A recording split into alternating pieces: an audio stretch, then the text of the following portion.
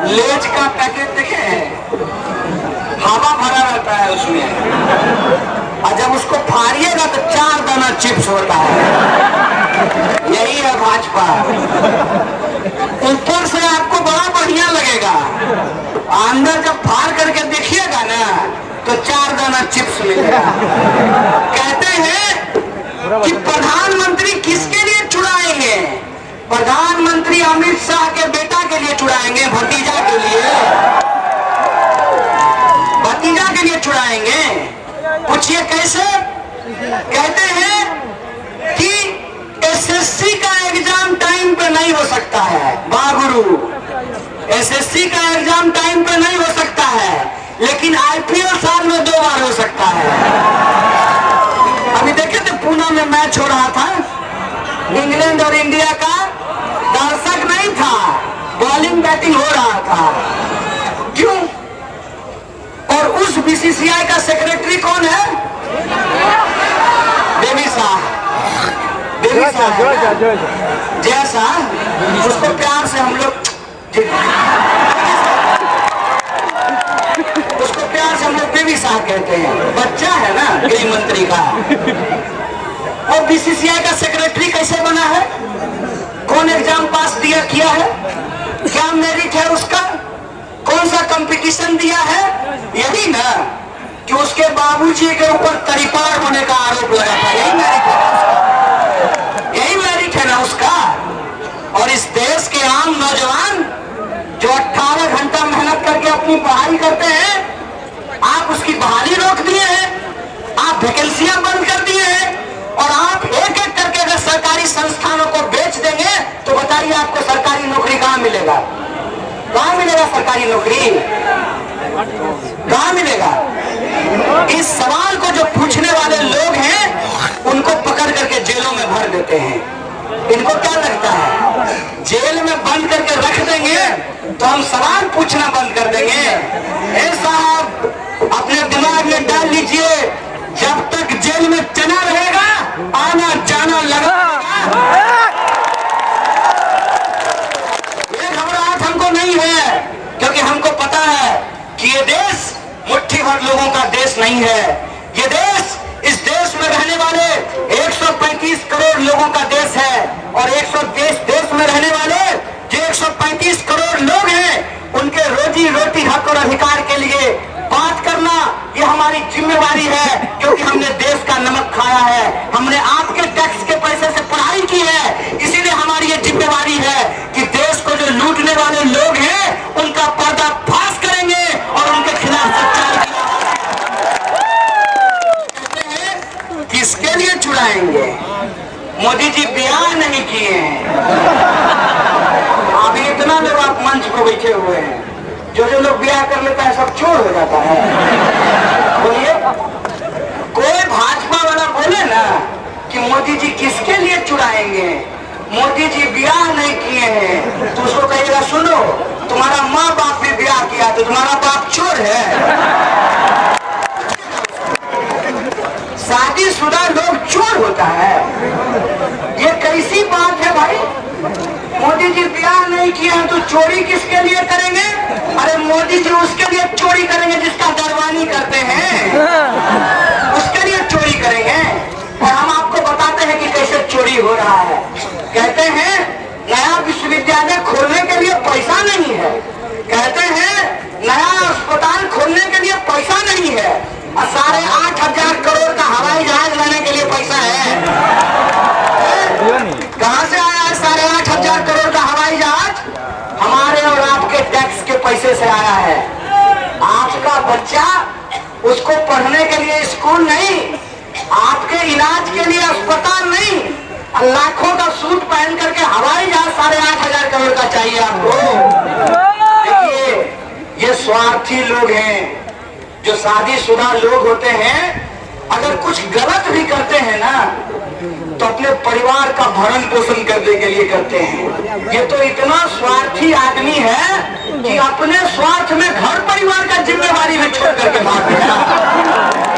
एक बात बताइए, घर चलाना देश चलाने से ज्यादा मुश्किल है। और जो घर नहीं चला सका वो देश क्या खाक चलाएगा? कि भ्रम में मत पड़िए, 5 साल में एक बार ये मौका मिला है, इस बार आप नहीं चूकिए। क्योंकि अगर आप 100 रन से हारते हैं तब भी हार होती है, 10 विकेट से हारते हैं तब भी हार होती है, और सुपर ओवर में अगर 1 विकेट नहीं गिरा पाए लास्ट बॉल पर तब भी हार होती है। इस बात को याद रखिएगा। इसीलिए जीत, हमारी जीत इस बात में है कि इस देश का संविधान जीते, हमारी जीत इस बात में है कि इस देश का किसान जीते, हमारी जीत इस बात में है कि इस देश का नौजवान जीते, हमारी जीत इस बात में है कि इस देश का मजदूर जीते, तभी हिंदुस्तान जीतेगा। इसीलिए हिंदुस्तान की जीत को सुनिश्चित करने के लिए आप तमाम आसाम की जनता से हम अपील करने के लिए आए हैं कि मोहब्बत की अलख को जगाइए, मोहब्बत को जिताइए और नफरत करने वाली ताकतों को हरा करके उनको धूल चटाने का काम कीजिए।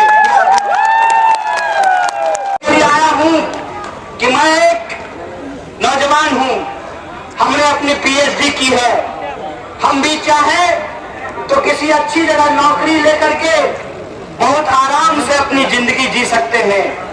लेकिन मैं ये सोचता हूं कि अगर यही बात महात्मा गांधी ने सोची होती, अगर यही बात शहीद आजम भगत सिंह ने सोचा होता, अगर यही बात मौलाना अबुल कलाम आजाद ने सोचा होता, यही बात अगर अशफाकुल्लाह खान ने सोची होती, तो हम आज भी अंग्रेजों की गुलामी कर रहे होते कि नहीं होते? हमारे पुरखों ने लड़ाई लड़ी थी गोरों से, हम लड़ेंगे,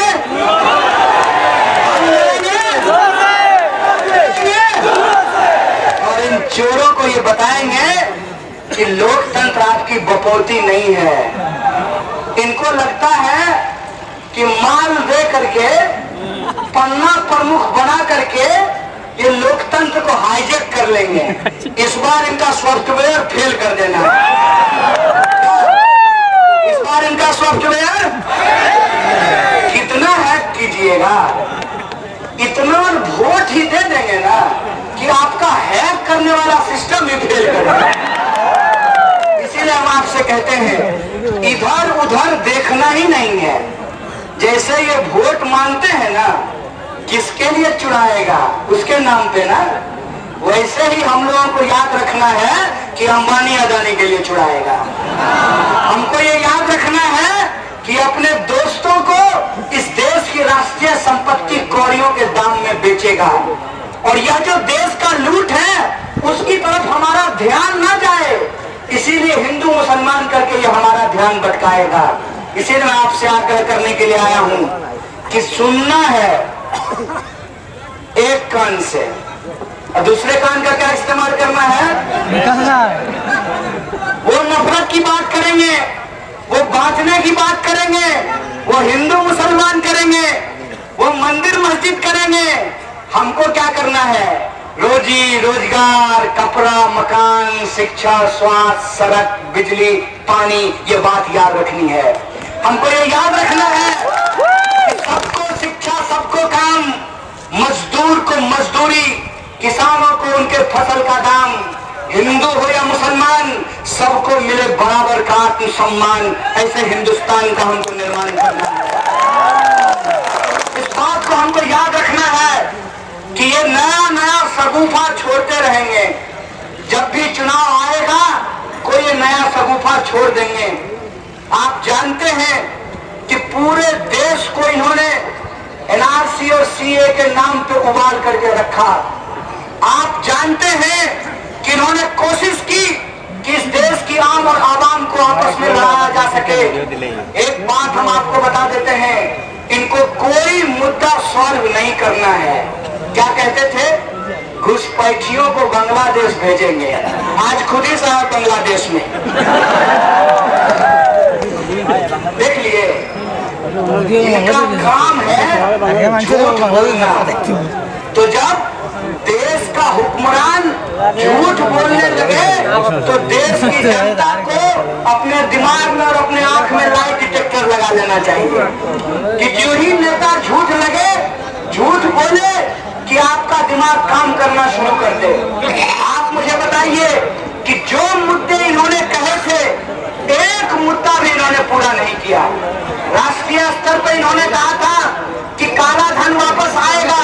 मैं आपसे पूछता हूँ, काला धन वापस आया? आपके खाते में 15 लाख पहुंचा? नौकरी मिली? किसानों की फसल दोगुनी हुई? ये तो देश का मुद्दा था। अब मैं आपसे आसाम का मुद्दा पूछता हूँ। पेपर मिल चालू हुआ? सेंट्रल यूनिवर्सिटी बनी? नया एम्स खुला? नया IIT बना? इनको वोट किस नाम पे दें? मुसलमानों के बीच में ये कहते हैं कि देखिए हम तो सबका साथ सबका विकास चाहते हैं, इसीलिए शाहनवाज हुसैन को मंत्री बना दिए हैं। और हिंदुओं के बीच में जाके कहते हैं देखिए वोट नहीं दीजिएगा ना तो मुसलमान सबका मन बढ़ जाएगा। तो मुसलमान को टाइट करना है कि नहीं है? बताइए। वोट लेते हैं मुसलमान को टाइट करने के नाम पे और रेट टाइट कर देते हैं पेट्रोल डीजल का। इस बात को आप समझिए। यही काम 1947 से पहले अंग्रेज किया करते थे। दोनों बेईमान को बुलाते थे, 5 को हिंदू बेईमान और 5 को मुसलमान बेईमान, दोनों को साथ में बैठाते थे और कहते थे let's have a cup of T. चाय पीते हैं और चाय पीते हुए तरकीब बताते थे। कहते थे कि इन हिंदुस्तानियों को आपस में लड़ाना पड़ेगा। तो बोला ये नहीं लड़ेंगे, ये लड़ने वाले लोग नहीं हैं, क्योंकि ये लोग सदियों से साथ में रहे हैं। इनका खान पान, रोजी रोजगार, रहन सहन एक जैसा है। आप मुझे बताइए, बराक वैली में रहने वाले जो आप लोग हैं, भोजपुरी बोलते हैं क्या कि बांग्ला बोलते हैं, असमिया बोलते हैं? हमारे यहाँ जो रहने वाला मुसलमान है वो मैथिली बोलता है कि बांग्ला बोलता है? क्या बोलता है? जब बांग्लादेश अलग हुआ था, धर्म के नाम पे अलग हुआ था कि भाषा के नाम पे अलग हुआ था? धर्म हमारी एक पहचान होती है, इसके साथ साथ बोली होती है, भाषा होती है, संस्कृति होती है, खान पान होता है। नारियल तेल में छना हुआ कबाब आपको अच्छा लगेगा? केरल के मुसलमान को अच्छा लगता है, वो भी मुसलमान है ना, उसको क्यों अच्छा लगता है? क्योंकि उसके वहां नारियल होता है। इतने तरह की हमारी पहचान होती है। हिंदुओं को भी अगर आप देखेंगे तो शिव की पूजा करने वाले होते हैं, विष्णु की पूजा करने वाले होते हैं, देवी की पूजा करने वाले होते हैं, मांस खाने वाले भी होते हैं और मांस नहीं खाने वाले भी होते हैं। हमारी पहचान इस बात में है कि हम अलग अलग आपको बाहर से देखने में लगते होंगे। आपको लगता होगा कि मेरी दाढ़ी नहीं है, आपको लगता होगा कि कोई टोपी पहना है, कोई टोपी नहीं पहना है, लेकिन हम सबके सीने में एक दिल है और वो दिल हिंदुस्तानी है जो इस देश के लिए धड़कता है। ये चाहते हैं कि इन दिलों में नफरत भर दिया जाए। सदियों से जो साथ रहने वाले लोग हैं, पड़ोसियों को आपस में बांट दिया जाए, पड़ोसियों को आपस में लड़ा दिया जाए। तो हम उनको कह देना चाहते हैं कि जब जरूरत पड़ी तो एक पंडित राम प्रसाद बिस्मिल और एक पठान अशफाकुल्लाह खान ने इस देश के लिए जान